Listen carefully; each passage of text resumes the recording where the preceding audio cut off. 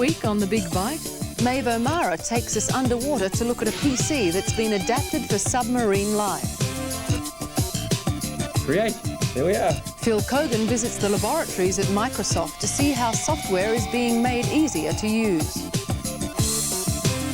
But many kids are now going to classes that could only exist in the 90s, and they're learning the basics of something they'll be using for the rest of their lives. And Simon Nasht finds out how the popular board game Nightmare has been turned into a compact disc. Hi there. Thanks for joining us again for The Big Byte. This week sees the launch of my first novel.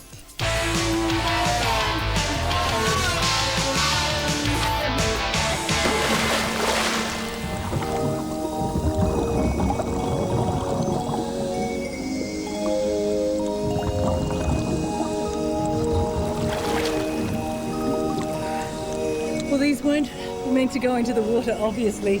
You might wonder why you'd be mad enough to do it. But think about marine biologists, archaeologists and oil rig workers. All work under the water and they need to record their information at the source. Up till now, underwater workers have used slates and special pens, which were clumsy and left them filling in many of the details later. But now a scientist on Australia's Great Barrier Reef has refined the use of a revolutionary keyboard and miniature computer screen that enables divers to record all their information and allow them freedom of movement. Its designer is marine technologist Bruce McDonald. Well, it's called a wet PC, and it's similar but different to a normal computer. You've got the computer in a waterproof housing here with a battery pack. You've got this rather strange-looking Cordic keyboard, which can actually emulate or mimic an entire, complete standard keyboard. And of course, it's much more compact for a diver to use. And the third component is this device here, which is called a virtual display, and it's mounted on the diver's mask in their field of view. And so, in many ways, it's very similar to a normal computer, but with very different human interfaces. Those different interfaces mean a diver can see both the view in front of them and the screen, which is mounted on their mask. It actually looks like what you'd see on a standard screen floating in your field of vision. The powerful 486 computer with 4 megabytes of RAM that drives it all fits neatly on the air tank, while the Cordic keyboard is within reach at chest level and can be adjusted for left or right-handers, and says its designer is even easier to master than a standard keyboard. The Cordic keyboard's got 7 buttons. These are the 5 main buttons that are used, and by pressing various combinations, for example, if I press those 2, it forms a D, that one an I, that one an R. You can learn the alphabet in an hour to 2 hours, and once you've learnt it, you can reach speeds far quicker than you can on a standard keyboard. Not only is it easy to learn, it only requires one hand, and of course, having no letters or characters on it, it lends itself to, say, non-Roman character sets like Chinese or Sanskrit or whatever. At the Australian Institute of Marine Science in Townsville, the wet PC is used in conjunction with a respirometer. It's basically a computer designed to monitor the carbon dioxide and oxygen levels of coral, and it's lowered into position on the ocean floor for 2 to 3 days at a time. Usually that piece of equipment is brought to the surface, brought back to the ship, hosed off, dried, opened, and the data's downloaded, and then of course it's closed up and put back out. A very time-consuming and obviously expensive process, and it means that once the memory and there's a little computer in the respirometer, once its memory's full, we have to bring it to the surface. The wet PC allows us to swim down to it, plug in, check out what's going on with it, see it's okay, dump the data, download the data onto the wet PC, and then we bring that back to the ship and we download that. So enormous time saving for things like the respirometer. Okay, how'd it go? Good. I've just got to plug in a serial cable. It's a harsh environment computer. The sea environment, it's harsher than space. It's got chemical problems, we've got saltwater corrosion, we've got pressure problems, we've got all the physical things of bashing in and out of boats and so forth. Space quite benign compared to the sea. So if you can get a computer to work in that environment, you can get it to work in any environment. While this is one of the more pleasant environments you can work in with the wet PC, visibility isn't always as clear as this. Inspection divers or divers working on oil rigs can often see just inches in front of their faces, and it's then that the wet PC really comes into its own. Most scientists aren't working in zero visibility, but nonetheless they're restricted in their movements. They've got equipment all over them, they're having to swim, they've maybe got a camera, tools in their hand. The advantage of this is that they don't have to look at this keyboard. Once they've put their hand on it, they're away. With applications above and below the water, Bruce McDonald looks like he's away with his invention. While the wet PC is yet to go into production, it seems assured of markets around the world. In terms of an environmental tool for managing environments, for studying environments, it's got enormous applications there as well. I mean, it's got as many applications as a computer would have in a terrestrial environment, and that's very pleasing to see that it's going to be used in a wide variety of circumstances. With technology moving underwater, Bruce McDonald believes existing systems will be left floundering.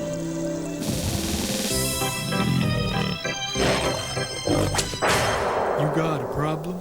The great thing about word processing is that you can make plenty of mistakes, which really appeals to me, without messing up the page. For instance, you can change things around on the screen until you're satisfied and then just print it all out when you've finished. So let's just have a look at some of the basics. Editing your text on a word processor really is very fast and easy. If you want to move the text, simply cut and paste. If I want to do anything to this paragraph, I move the mouse to the beginning, hold down the button and just block out the text. Presto. To move it, I go to the Edit menu bar, choose Cut, and the text simply disappears. I then put the cursor where I want to insert the text, go back to Edit, choose Paste, and the paragraph appears exactly where I want it. In some software, you can simply drag and drop, just like that. If you want to delete text, block it out and press the Delete key. Gone. You can change your selected text to bold or italic just by selecting Style or Format in the menu bar. By the way, don't forget to save your work as you go. I've just shown you the bare essentials of word processing, but there's loads more tricks and shortcuts you can do to produce a really classy looking document. Later in the program, we'll have a look at some of these and talk about the word processing packages available.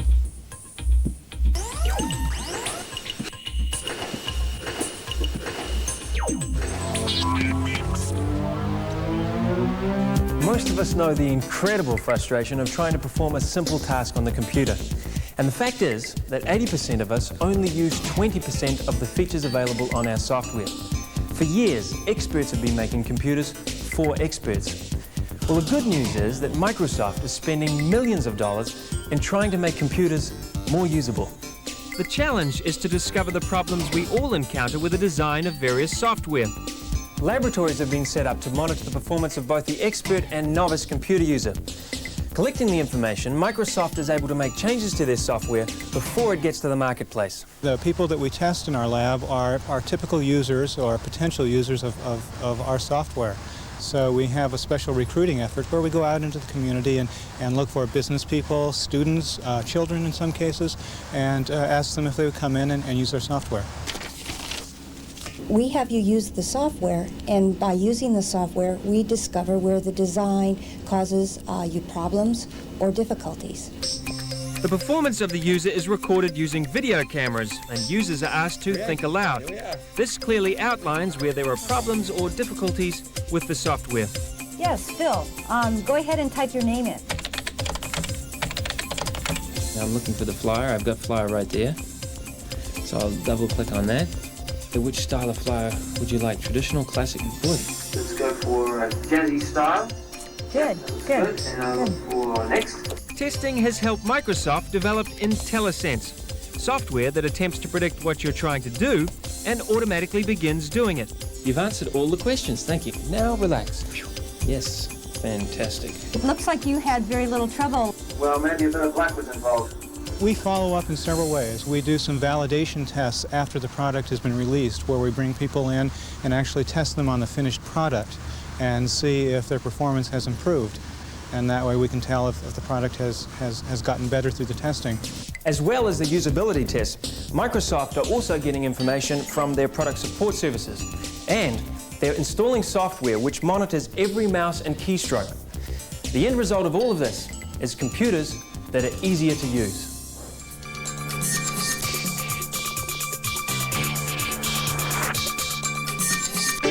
The fact that a computer, a modem and the right software can connect you to any other computer in the world is great for us, but it's become a nightmare for governments wanting to control communications. We know that the freedom this technology offers is good news for those individuals in war-torn countries, for instance, responsible for maintaining contact with the outside world. However, its many negative aspects are now becoming more apparent with the appearance of violent computer games and the wide availability of sexually explicit material on bulletin boards. Many people have now begun to support the call for stricter control and censorship. The problem is that many of the larger computer networks were established to provide free flow of information, particularly between research centres like universities. The internet, for example, has 15 million users and no single body owns or controls it. As a result, it's impossible to police, a bit like trying to catch the wind. Fundamental issues are at stake here. Should we have the opportunity to explore this new freedom fully? And if so, how do we prevent its abuse? In later episodes of The Big Byte, we're going to explore both sides of what's become a very controversial debate.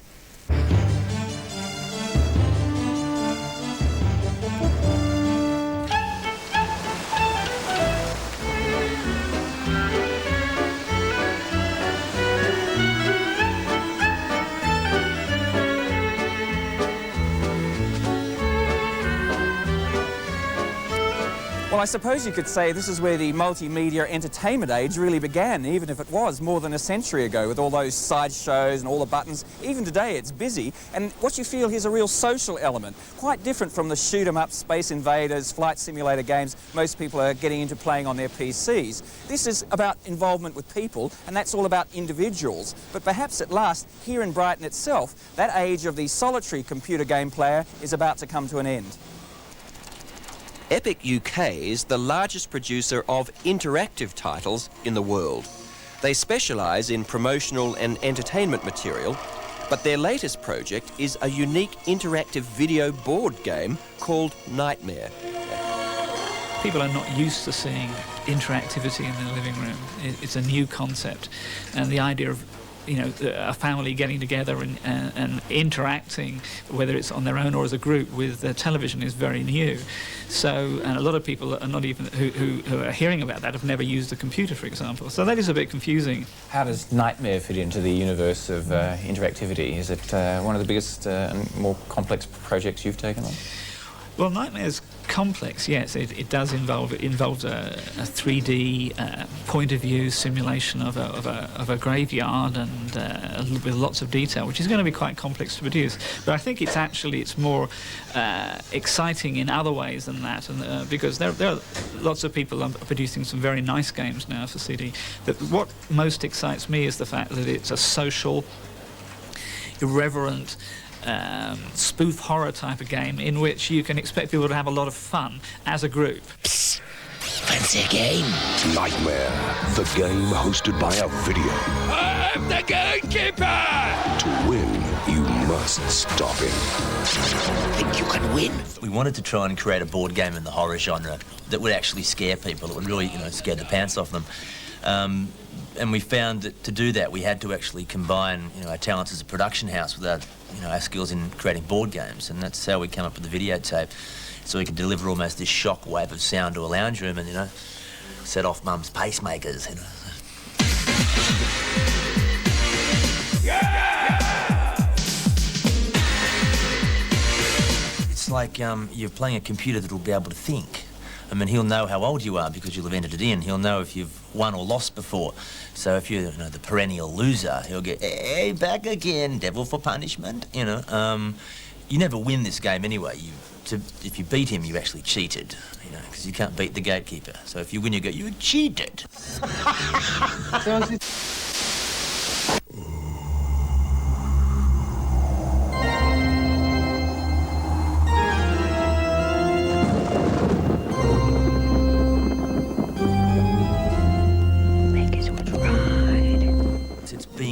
again and communicating with one another and talking and laughing, plus using it as a platform to deliver information and communication. Well, while I wish the guys with Nightmare every success, I have to admit they're up against some pretty tried and tested competition, because up until now, by far the biggest selling CDI platform disc has been this one, The Joy of Sex. Yes, it still sells, so we're going to have to wait and see what people want to really do with their late night hours. Silence! Whose turn is it next?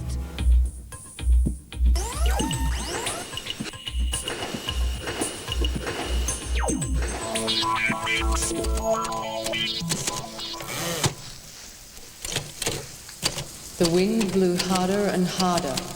He didn't know if he would make it to the castle before darkness fell. Suddenly, it began to pelt with rain, and he could barely see in front of him.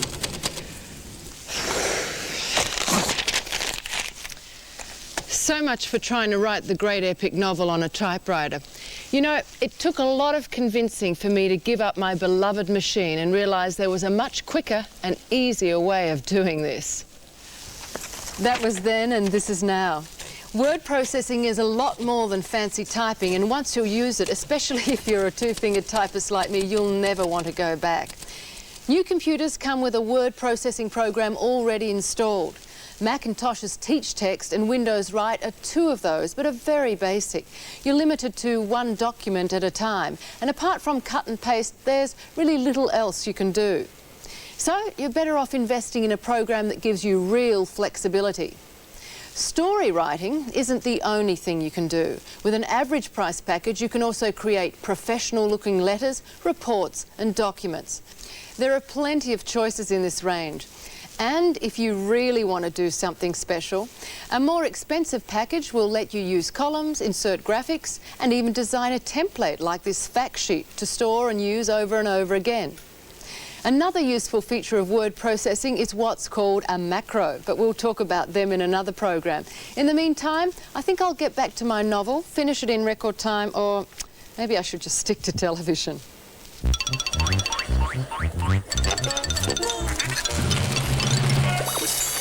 In many countries around the world, the end of the school day often means going to other classes: music, ballet, swimming, taekwondo. But many kids are now going to classes that could only exist in the 90s, and they're learning the basics of something they'll be using for the rest of their lives.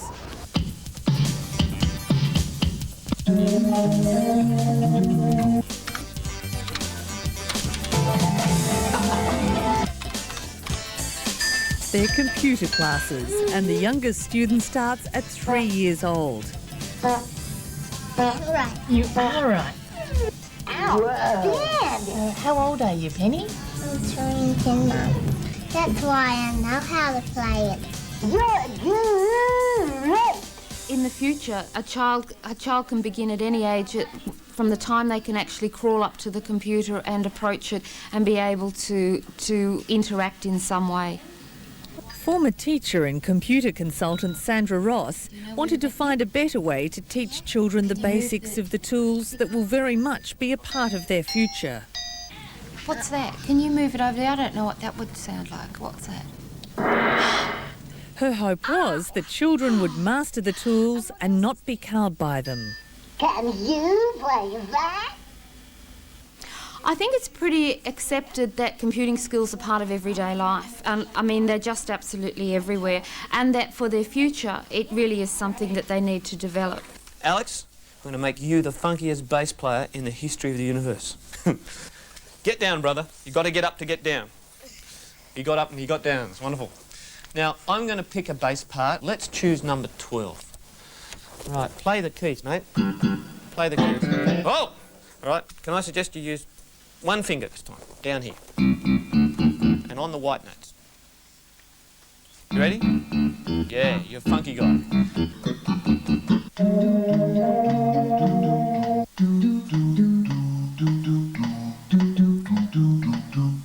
All right, here it is. Here's our song. The best moment for me as a teacher is seeing the lights go on, where a child can play at a computer and realise their potential, their creative potential, and the fact that computer enables that to come out, you know. And I've seen kids come in that have had no training. I've seen kids come in who are sort of like, oh, I don't know if I'm really good at doing this. And they rip up this drum part, they process it, and they go, yeah, pretty good, huh? Not bad. One of the other bonuses is that girls can become more computer literate. Studies have found that boys are much more comfortable with computers and play with them in their free time. So here, there's a chance to even up the odds.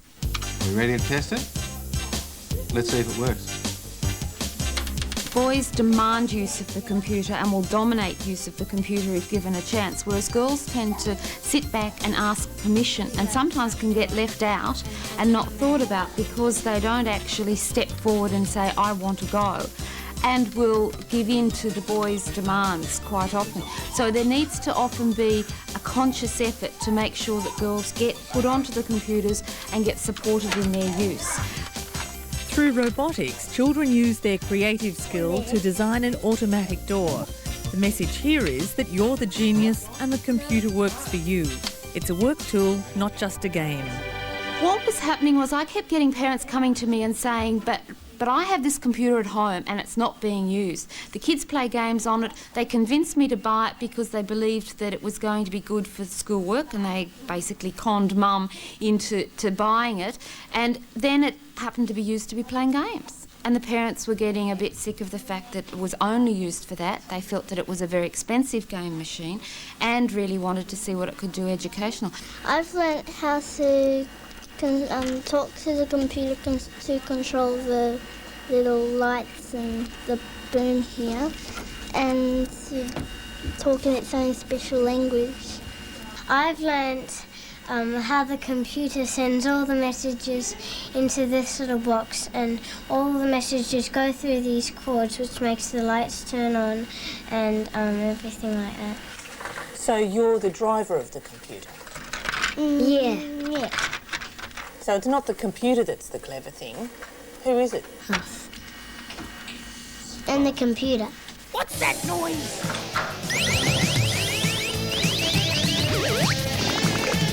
Hi, I'm Hayden. I'm the games reporter for the Big Byte, and this week we're going to look at Super Mario Bros. 3. And to help me test it, I've got this thing on my head which is going to show you the camera angles and how I move my hands. Now, it's easy and non-violent because you just have to jump on their heads and squash them flat and then collect lots of money, and you need the money to buy things later on.